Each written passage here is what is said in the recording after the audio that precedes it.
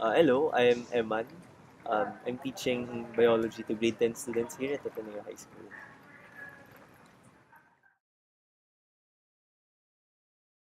Okay. The two bits that I had to choose were number one, to teach here, then number two, to go abroad for masters because I was offered a scholarship. So, teach here, essentially, I'll teach three classes. I consider that option because I wanted to be with the youth, empower the youth, as I often say. As for the second naman, I entered Ateneo College. I took up biology because I wanted to be a researcher. So, clear yung sa akin yun when I entered Ateneo. That's what I want, to go into research. But then, few months, weeks before graduation, there's a different calling that disturbed me, that stirred me. okay, it was hard for me to choose because, well, simply, gusto ko pareho yung dalawa. And I think parehong mabuti yung dalawang yun. I wanted to teach kasi I wanted to teach kasi I wanted to teach. I wanted to empower the youth to dialogue with the disappointment of the students. For me, that was my calling. Kasi my background, my context was I was the head of an organization in college known as Alay ni Ignacio. So essentially, it's a leadership formation program. We teach kids during summer. We give workshops and all that. So it was really what I wanted to do. I mean, hindi mo ako magstay sa organ, maging head nun for magstay for 3 years kung hindi ko talaga gusto yun. The second option naman, mahirap sa akin to easily let go it because as I said, when I entered college, when I entered Ateneo, that's what I wanted.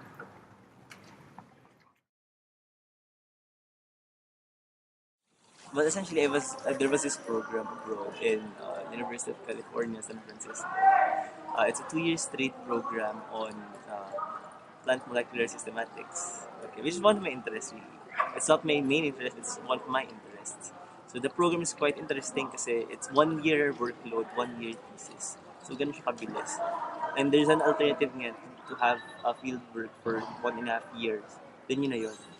So, so it's for me it's very interesting because I really like it. It's a good opportunity, a good program, good school, complete scholarship with lahat na yun, the subsidy, the allowance, the book allowance, the vacation allowance. So yun, complete siya. It's hard for me to give that up because it's one of the concrete evidence or it's one of the tangibles that I really wanted. And nandun na siya, nasa harap ko na.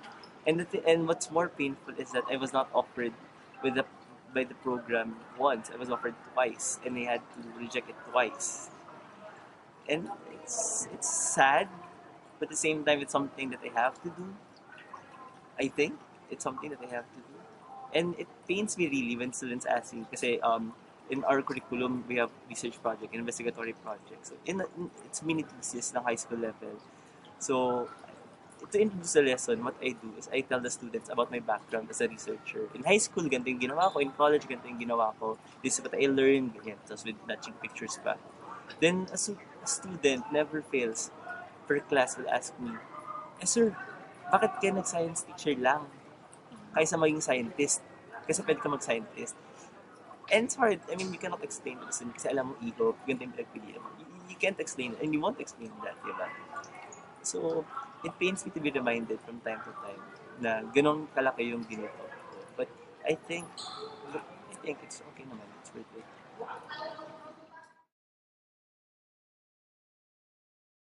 Okay, I guess I'll go first with the hunger. I wanted really to serve the youth, but at the same time, I wanted to gain a name. I mean, a title for myself with the masters. Um, for me, that was the hunger. The first one, the hunger when it comes to serving the youth. Kasi for me, that's the fulfillment eh. It's a fulfillment. I guess a background lang, no? I think I'm a good person. But looking back ng college, I think baka naging mas okay ako na tao kung may nag-guide sa akin. And pretty much that was my inspiration, that was my peg on becoming a teacher. I believe that there are great youths out there, pero misguided. So I wanted to be that guy. And for me, that was the hunger, it was the desire for me to fix it. I don't think I can change the entire country or the entire world, with that dream, with that hunger. Pero at least somehow I'm doing something. So that was a passion that I wanted to address, and I think for one it was a calling. It was a direction that God is leading me to. Yun. Another I guess was when it comes to pain naman, kung uh, kung hindi ko pinili yung teaching, I don't think naging, how do you call this? I don't think hindi ako naging epitome ng sinasabi ko. Because when I was in college, I was all about, let's serve the other, responsible for the other, serve the faith, inspired by one philosopher. If hindi ako nagturo, I think, and sinunod ko lang yung personal kong gusto, which is to take my master's, I think, um, I became alive, a living lie actually. Na hindi ko ginawa yung sinasabi ko. Na hanggang salita lang pala yung sinasabi ko.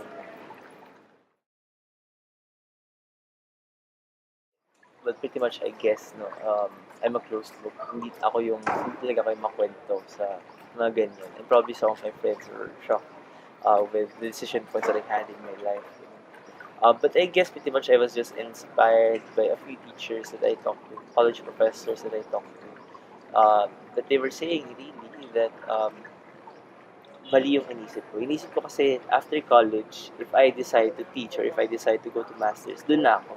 That's my path na. If I choose A, then A na talaga ako forever. If I choose B, dun na talaga ako. If I choose masters, academe na ako habang buhay. If I choose teaching, academe pa rin ako, pero magturo ako habang buhay. Uh, but then, but then, one of my teachers actually told me, well, asked me to go back to our lesson on identity. It really is a multifaceted. Hindi lang naman isa identity mo as a student. I mean, you have different faces that share to other people. So, hindi ka lang two-dimensional. You're three-dimensional, maybe even four or five-dimensional. So, the teacher, my professor told me na if you choose one, that doesn't mean you have to stop the other. It doesn't mean you have to stop yourself from addressing other goals. So, you just choose one that you believe you'd want to stick with and that you can stick with all the pains, all the frustrations, you can stick with. So I guess that's the main inspiration. I don't think it's clear with him what's the actual context of my discernment, but somehow that helped. Well, that really helped me a lot to finalize my decision. In fact, I think decided na ako before that. Pero I just needed like some boost or some sort of a reaffirmation na tama yung pipiliin ko.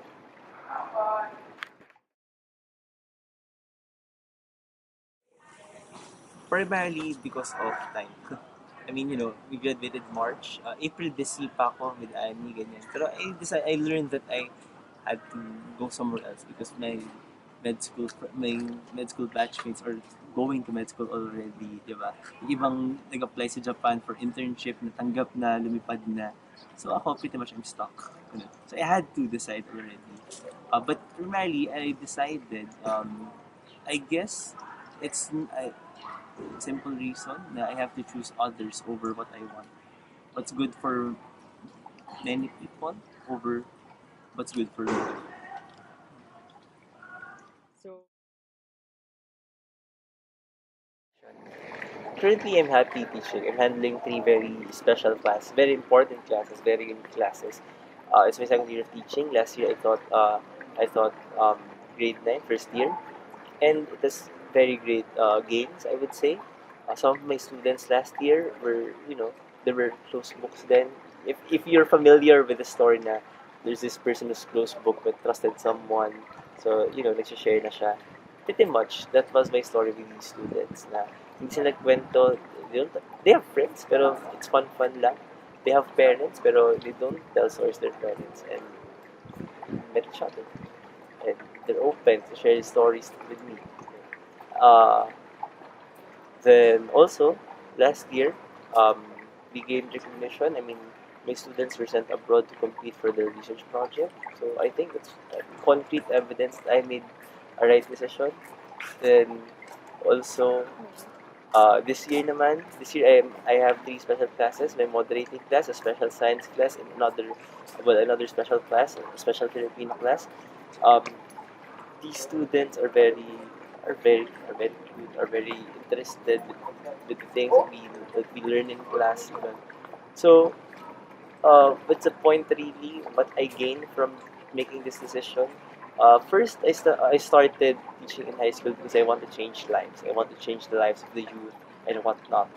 But ultimately, after 2 years, they ended up changing me. For me, by making this decision, I can finally say that what I wanted to do, nagawa ko. Probably there are more. There are more ways. Pero I think by making this decision, I grew because I see the difference. I see the difference in the people that I'm with.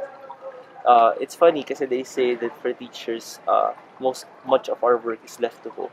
Hindi mo makita yung isang bata nagbago talaga siya until probably uh, college na siya or graduate na siya ng college, trabaho na siya and gumagawa siya ng mabuti. Pero for me, I take it na small scale na I cannot change all my 120 students but I can influence 12 of them who will influence 12 other who will influence 12 other. So, I see that as personal growth because I see my students as an extension of myself. Somehow, I contributed something to them. I planted my seeds to them, and I hope that those seeds are good seeds or good points that I planted to them.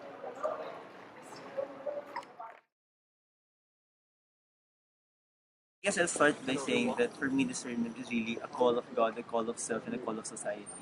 So for call of God, or under call of God, um, I think lahat pareho yun eh. God wanted me to follow what I want, to be happy with my life.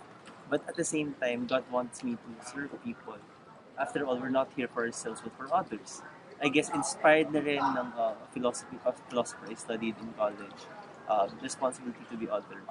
So, it's a call of society because, well, essentially, I wanted to become a teacher. It's not because of I wanted to teach. It's not because I wanted to impart knowledge, but it's because I want to be there with